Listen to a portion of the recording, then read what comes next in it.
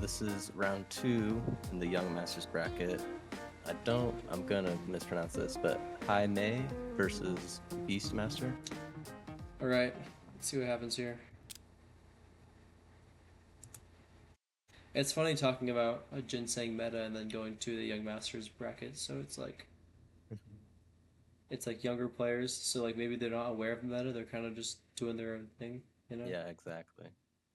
Sometimes that's the most fun games to watch because they will do stuff that nobody else is doing. Yeah, that you don't see very often.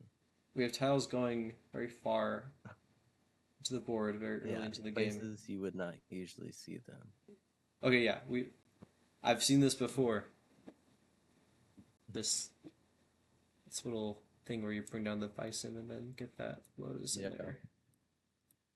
So yeah, the wheel going out early was just in preparation for that. That's what I'm learning here. We have ginseng tiles mostly serving no other purpose than just blocking lotus Which movement. I think is just very funny looking at this position, how they are Yeah, using the ginseng tiles. yeah. It's kind of interesting to look at. Okay, lotus is out from Beastmaster, as well as from Jaime. Good timing.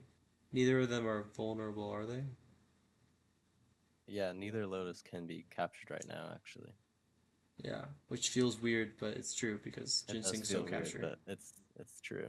I feel like having the lotus in the center point is a powerful position, but also such a scary position to have it in. So Yeah, we'll see. but it's kind of interesting. Now you can see that other ginseng um, is actually in the perfect spot. Well, maybe not perfect, but it will protect the lotus if it jumps to the midpoint, which Oh yeah, is kind of an interesting benefit to using the ginseng to block instead of the orchid. yeah. Kind of just playing a very active role rather than a more passive role, which what ginsengs often play. It was right where we thought it would be, out of the way, but still protected. Yep, still And protected. somehow everything else is also being protected, I think. Yeah, it looks like a lot should be able to be captured right now, but like But it's not. the the pieces are weirdly spaced out. Yeah. That's the thing about that dragon push is, and I've had games where I think about pushing a lotus and then I realize that if I do, I'll be putting it in a more powerful position than if I didn't touch it because it goes onto that very formidable line. Yeah, That block, wheel, for some reason. I'm not sure. Oh, AO. This is fun. Yeah, Isn't that lotus vulnerable though? I feel like it it can be is. captured. Yeah, it can be captured right now, Yeah, and it which is. does happen.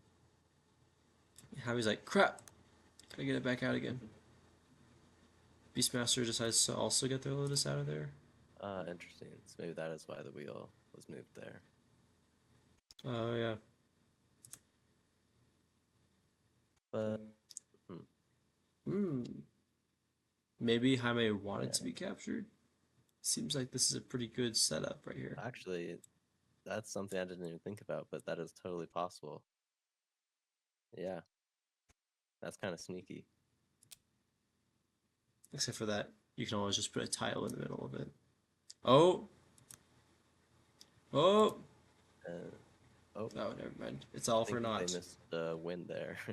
Wait, actually, Actually, I don't think that actually blocks the jump. oh yeah. But that Oh happens. no, no. Well, that's unfortunate. That is unfortunate. Honestly, this seems like such a me mistake to make too. Like I actually just made it just now, thinking it blocked it, but just absolutely does not. We now have less ginseng tiles on the board and Yeah. more tiles that are able to capture each other, very condensed. So we've left the phase of Mm, oh things are still protected, and we've entered the phase of oh this is just gonna yeah. get bloody very quickly. That's the second time that Orchid has pulled that sneaky Yeah, move. we've been seeing that a lot.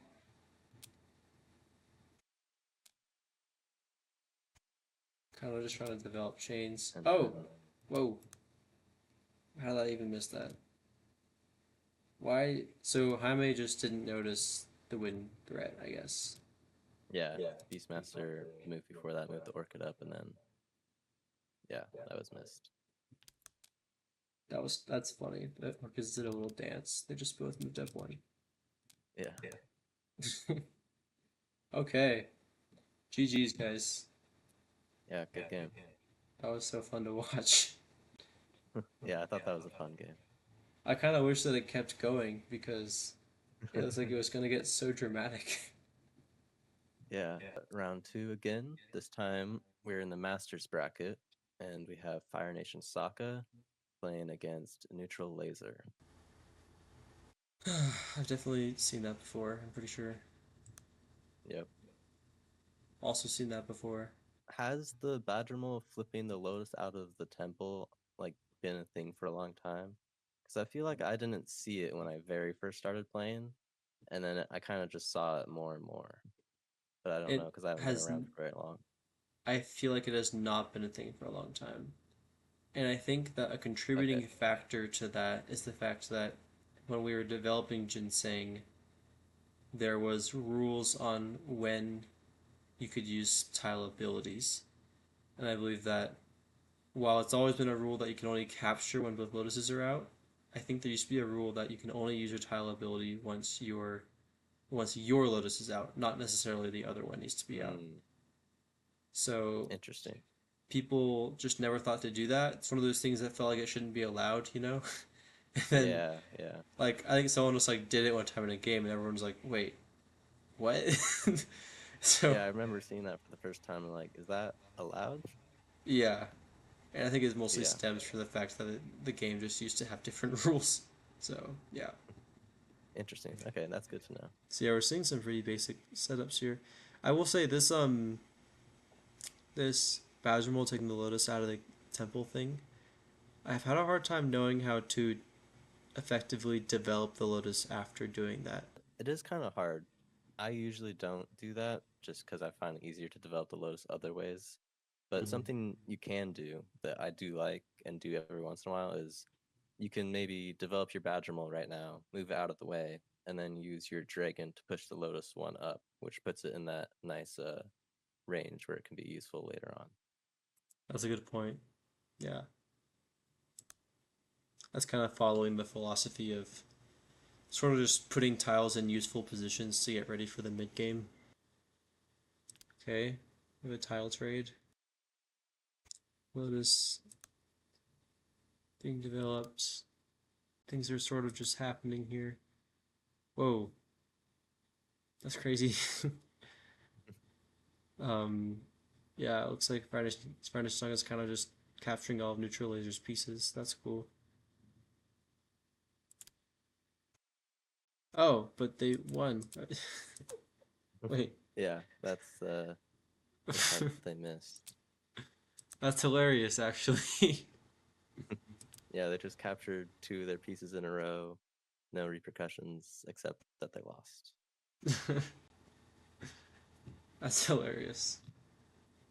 Yeah, I was gonna say those pieces are so vulnerable now, but doesn't matter. They're just lost. Wow. Anything else to say about this game? I was just gonna say, I mean, like you were saying, we flipped I mean, Fire Nation Sokka flipped the Lotus out of the temple, but then there didn't really seem to be a lot of a plan after that to do with the Lotus, which is kind of what you're saying. Like, it's hard to really get a good setup after that. GG's. Foundation Saka Neutral Laser. Good game. On to Round two, Grandmaster bracket. We have Human Child versus once again Duat. alright. Okay, so we can bag on the Badger Roll opening all we want, but here we have Human Child using it, so let's see how he uses it. Yep. So yeah, that's helping the Lotus have a little bit of development here because that wheel can be used. in a path. Um, Human Child did something that honestly I've kind of been confused on why we don't see more often. Um, I see Mikkel do it a lot, but other than that, flipping the wheel I think is a great move because it develops the badgermole and the wheel, and your wheel is threatening Duat's dragon.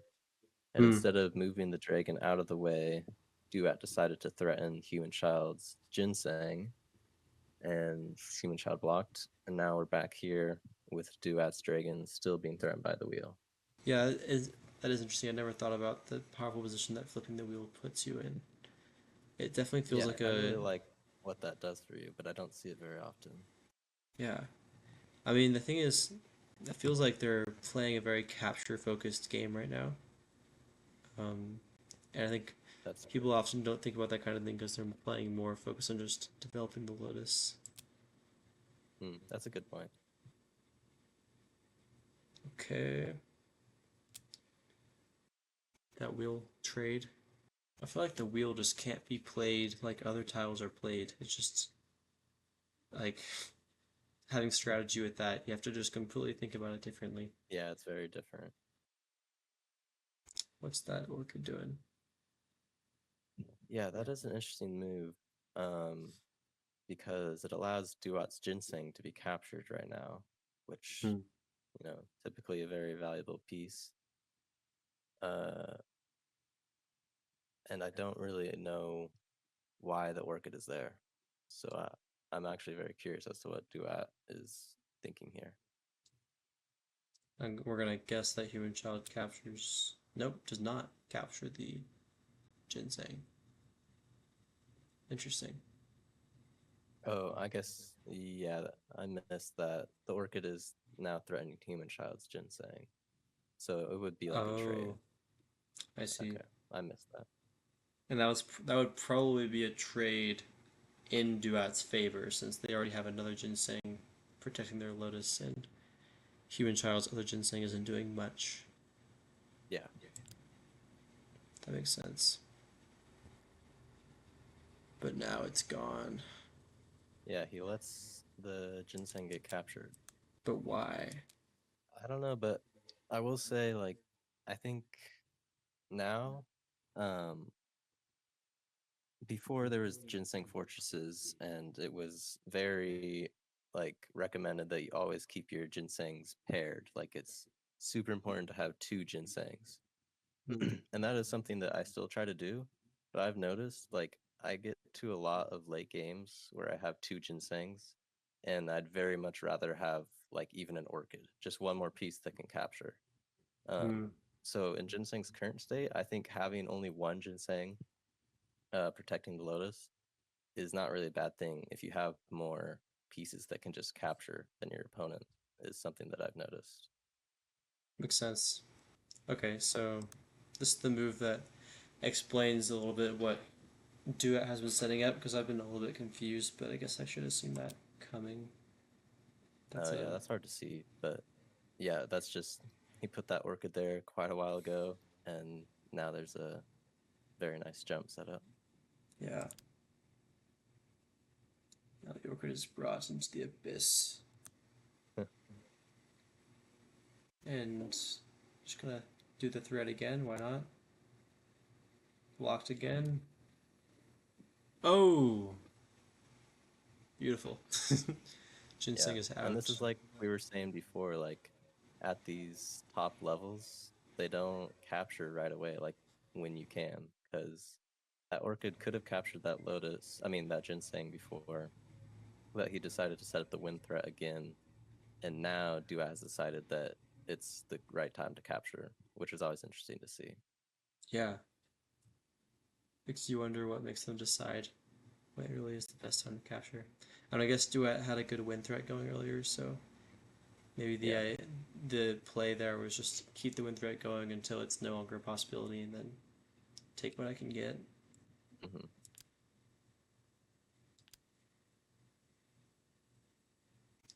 That's interesting. Lion turtles out. Probably trading away that dragon. Yeah, it gets captured. And then Koi's out. Lion turtle's out. I guess they decided now is the time to capture. That's what was decided Yeah. here. Might as well take the badgermole too. Let me guess, Koi's out? Yep, Koi's out. We're just cleaning up the board. Yep. And just like that, And Duat is now in the winning position. but it's not a Shangli. Not quite Shangli, but it will be. Yeah. Probably gonna try to get a new tile in as a sort of a Hail Mary. Dragon, interesting. Still some capturing going on. More capturing. Okay. Is that a Shangli? I don't think so, but it pretty much is. He can block with Right. Ginseng. That's all you can do at this point. Yeah. Block. More powerful position. Dragon and dead. Boom. That's crazy. I am not sure what happened there. All the tiles went away all of a sudden. Yeah, all the tiles were gone. It looked like a full board, and then it didn't. But I think what's interesting with this game, again, we saw the Lotus get flipped out by the badgermole, and as we can see, the Lotus is still sitting on that same space, has not moved, which I think is interesting. Yeah. Kind of another argument against that opening. So I think what we can conclude from this is the idea, the play style here is not necessarily how can I protect all my tiles. It's how can I put my tiles in a position so that after everything gets captured, I'm the one that has a more threatening Lotus position than my opponent. Does that sound about right? Yeah, I would definitely agree with that, because now if you do like what you're saying and you try and protect all your pieces, it's just not going to work out well for you, because the Ginsengs aren't as powerful as they used to be, and you're going to struggle to get everything protected. Yeah. And do you have any thoughts on what players can do? What did Duat do to put himself in a position so that after all the capturing happened, he was the one that came out on top as far as Lotus being the most threatening position? Well, I mean, the most obvious thing is Duat was the one making the threats, and he was able to make the threats because his Lotus was developed. I think that's really what it comes down to, is that he kind of dictated what was going to happen, because once you make a win threat, your opponent has to respond to it, and that makes it a lot easier to predict what your opponent has to do. And that kind of just let Duat decide when things are going to get captured, what things are going to get captured, stuff like that. That makes sense. That's how I see it, at least. Yeah, because on the one hand, it seems like it should be such a gamble to know, like, oh, we don't know what's going to capture what. But on the other hand, it is kind of something that he has some kind of a degree of control over, since he's the one that's making those win threats at the same time. So we have like a balance of developing the Lotus and still focusing on that capturing. Very interesting. Okay. Any final thoughts, Izney, before we wrap this up? Just that these were some great games from everyone, and it was really cool to look over them. Yeah, I've been enlightened today, and I'm gonna definitely try to develop the way that I play Ginseng Pai Sho after watching these games. So, thanks again for picking them out and for helping me out when I'm slow at times to realize what is happening to get an idea of what's going on. Yeah. So thanks for watching, everybody, and we'll see you in the next match review.